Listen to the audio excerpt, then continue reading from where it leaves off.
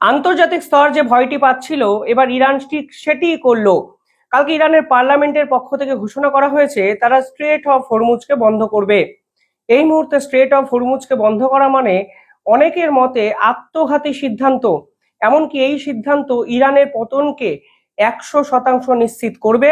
এমনকি আমেরিকার মতো বড় দেশ এই স্ট্রেট অফ হরমুজকে বন্ধের বিপক্ষে সরাসরি এই যুদ্ধে কিন্তু জড়িয়ে পড়তে পারে। ইরানের পার্লামেন্ট এমন একটা সিদ্ধান্ত নিল, এই মুহূর্তে দাঁড়িয়ে এটাকে বোকামি ছাড়া অন্তত আমিও নিজেও ব্যক্তিগতভাবে কিছু বলতে পারছি না।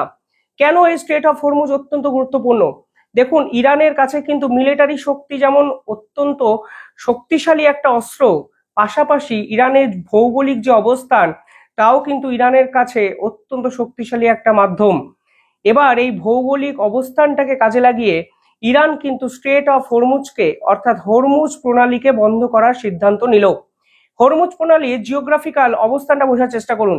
দেখুন, আপনারা যে ছবিতে দেখতে পাচ্ছেন, এই হরমুজ প্রণালী ছোট্ট একটি জায়গা। মাত্র এর যদি আপনি দৈর্ঘ্যটা দেখেন, মানে যদি দৈর্ঘ্য প্রস্থ হিসাব করেন, তাহলে দেখবেন 33 কিলোমিটারের দৈর্ঘ্য হলেও এর যে ন্যারোয়েস্ট পয়েন্ট, এই ন্যারোয়েস্ট পয়েন্ট মাত্র 3 কিলোমিটার চওড়া। এমনকি এই যে ন্যারোয়েস্ট পয়েন্ট, যেটি কিনা 21 নটিক্যাল মাইলস, এইটুকু জায়গা নাকি কন্ট্রোল করে ইরানিয়ান আর্মি। একদিকে ইরান, অন্যদিকে ওমানের মতো ছোট্ট একটি রাষ্ট্র, মাঝখান দিয়ে প্রবাহিত হচ্ছে একটি নদী, এবং সেই নদীটি পার্সিয়ান গালফ এবং আরবিয়ান যে সি, তার কানেক্টিভিটি হয়ে কাজ করছে। অর্থাৎ এই ছোট্ট প্রণালী, এই ছোট্ট দৈর্ঘ্যের এই যে মাঝের এই ছোট্ট জায়গাটি মিডিল ইস্টের সঙ্গে আন্তর্জাতিক স্তরের ব্যবসা বাণিজ্যের অত্যন্ত গুরুত্বপূর্ণ মাধ্যম, যা ইরানও জানে। এবার এই প্রণালীটিকেই বন্ধ করার নির্দেশ ইরানের পার্লামেন্ট দিয়ে দিয়েছে। ক্ষতিগ্রস্তটা কে হবে? সব থেকে বেশি যদি ক্ষতিগ্রস্ত হয়, তাহলে কিন্তু ক্ষতিগ্রস্ত হবে চীন। কারণ এই মুহূর্তে ইরান হলো চীনের 90% অয়েল সাপ্লায়ার। অর্থাৎ চীন কিন্তু সকলের আগে ধাক্কাটা খেতে পারে। আমি জানি না ইরানের পার্লামেন্ট এই ধরনের সিদ্ধান্ত কেন নিল, কিন্তু সামগ্রিকভাবে যদি আপনারা বিচার বিবেচনা করেন, এটি ইরানের একটি আত্মঘাতী সিদ্ধান্ত, এবং ইরান নিজে আন্তর্জাতিক স্তরের একাধিক দেশকে ইরানের বিপক্ষে যেতে বাধ্য করছে। কারণ এই হরমুজ প্রণালীতে শুধু চীনের স্বার্থ জড়িয়ে আছে বা ইরানের স্বার্থ জড়িয়ে আছে নয়, ভারতের স্বার্থ জড়িয়ে আছে, আমেরিকার স্বার্থ জড়িয়ে আছে, এমনকি ইউরোপীয় ইউনিয়নের স্বার্থ কিন্তু জড়িয়ে আছে। ইরানিয়ান নেভি যখন এই হরমুজ প্রণালী বন্ধ করবে, আন্তর্জাতিক প্রেশার তৈরি হবে ইরানের উপর, রাষ্ট্রের সঙ্গে কথাবার্তা হবে, এমনকি অনেকে মিলিটারি এসকেলেশনেরও একটা সম্ভাবনা কিন্তু দেখছেন। কেন আমি বলছি এ কথা? দেখুন, এই মুহূর্তে কাতার কিন্তু সব থেকে বেশি ন্যাচারাল গ্যাস আন্তর্জাতিক স্তরে সরবরাহ করে। কাতারের জন্য এই মাধ্যমটা কিন্তু অত্যন্ত গুরুত্বপূর্ণ একটা মাধ্যম।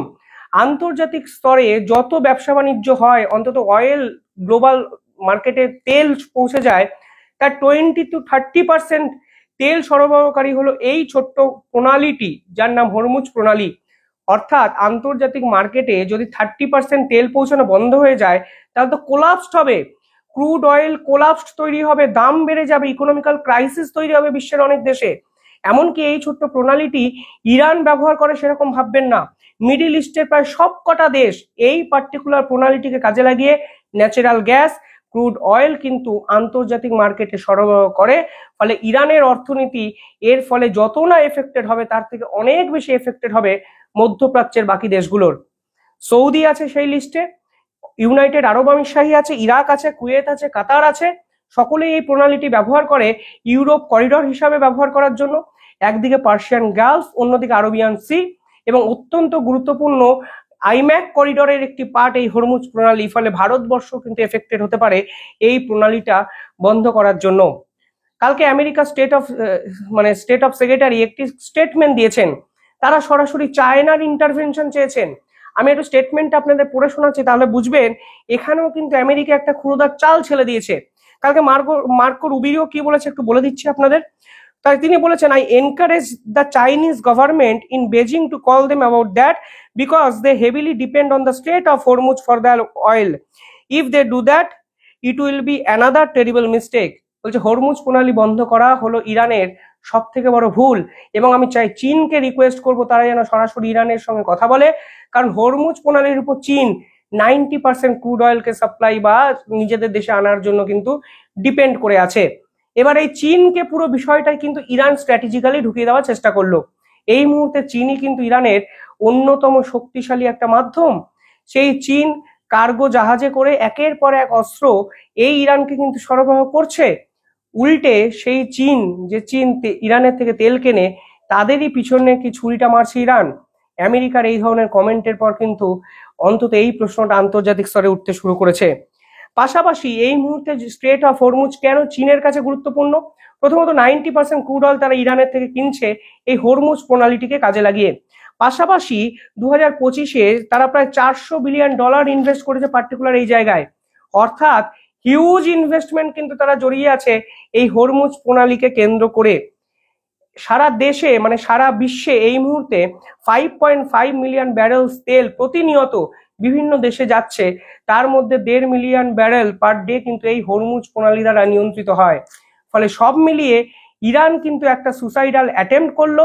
তারা কি করলো তারা হয়তো নিজেরাও বোঝেনি, হয়তো ডোমেস্টিক যে পলিটিক্যাল প্রেশার সেটাকে প্রশমিত করার জন্য দেশের সাধারণ মানুষকে দেখাতে চাইছে যে আমরা পাল্টা দিচ্ছি। আলটিমেটলি আন্তর্জাতিক স্তরে কিন্তু তারা আইসোলেশনে চলে যাবে, আইসোলেটেড হয়ে যাবে শুধুমাত্র হরমুজ প্রণালীটিকে এইভাবে অবৈধভাবে বন্ধ করার জন্য। মিলিটারি ওয়ার হবে নাকি জানি না, কিন্তু আন্তর্জাতিক স্তরে ইরানকে যদি ইকোনমিক্যাল এক ক্রাইসিসের মধ্যে প্রত্যেকটি দেশ ফেলে, ইরান কিন্তু ঘুরে দাঁড়াতে পারবে না। আরো ইন্টারেস্টিং একটা ফ্যাক্ট আছে জানেন, এই হরমুজ প্রণালী যে সকল দেশের উপর দিয়ে যাচ্ছে সেই সকল দেশের মধ্যে একটি জায়গার নাম হলো বাহারিন। ঠিক সেখানে কিন্তু আমেরিকার মিলিটারি বেস আছে, আর আমেরিকা মিলিটারি ইকুইপমেন্ট পাঠানোর জন্য এই হরমুজ প্রণালীটি ব্যবহার করে। অর্থাৎ অস্ত্র ফস্ত্র মিডল ইস্টে এই মুহূর্তে সব থেকে বেশি প্রয়োজন আমেরিকার, কারণ আমেরিকা ইরানের উপর নিউক্লিয়ার সাইট অ্যাটাক করেছে। বাহারিনের বেসে তারা অস্ত্র পাঠানোর জন্য এই হরমুজ প্রণালীটিকে কিন্তু ব্যবহার করতো। ফলে ইরান কিন্তু জানে এই প্রণালী যদি বন্ধ হয়ে যায় তাহলে মিডল ইস্টের ইকোনমিক ক্রাইসিসের পাশাপাশি আমেরিকার মিডল ইস্টে যত আমেরিকান বেসগুলো আছে, মিলিটারি বেসগুলো আছে, সেখানেও কিন্তু অস্ত্র পাঠানো আমেরিকার পক্ষ থেকে সম্ভব হবে না। ফলে বড় সড়ো কিছু পরিকল্পনা ইরানের পক্ষ থেকে করা হচ্ছে আমি নাকি জানি না, কিন্তু আমেরিকা কিন্তু এই পুরো বিষয়টি খুব সহজে মেনে নেওয়ার জায়গাতেই নেই, কারণ তাদেরও ইকোনমিক্যাল ক্রাইসিস দেখা দেবে, তাদেরও ক্রুড অয়েল ওরিয়েন্টেড যত বিজনেস থাকে সেটা ধাক্কা খাবে। এমনকি তাদের মিলিটারি বেস, যে মিলিটারি বেসের উপর ভরসা করে তারা ইরানে নিউক্লিয়ার সাইটে অ্যাটাক করেছে, সেই পুরো বিষয়টাও কিন্তু বিভিন্ন ক্ষেত্রে আঘাতপ্রাপ্ত হবে।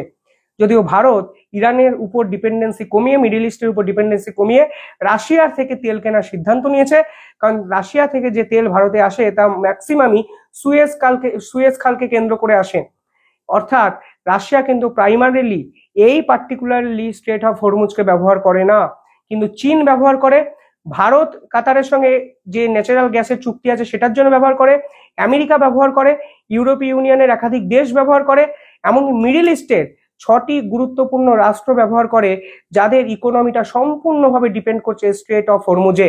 অর্থাৎ বড় যুদ্ধের সংকেতটা কিন্তু ইরানের পক্ষ থেকে এলো, কিন্তু কোথাও না কোথাও বিশ্লেষকরা বলছেন এটা আত্মঘাতী সিদ্ধান্ত, যা ইরানের ইকোনমিকে শুধু ভেঙে দেবে তা নয়, গোটা বিশ্ব ইরানের এগেনস্টে কিন্তু চলে যেতে পারে। আপনারা কিভাবে দেখছেন পুরো বিষয়টি কমেন্টে জানাবেন। ধন্যবাদ।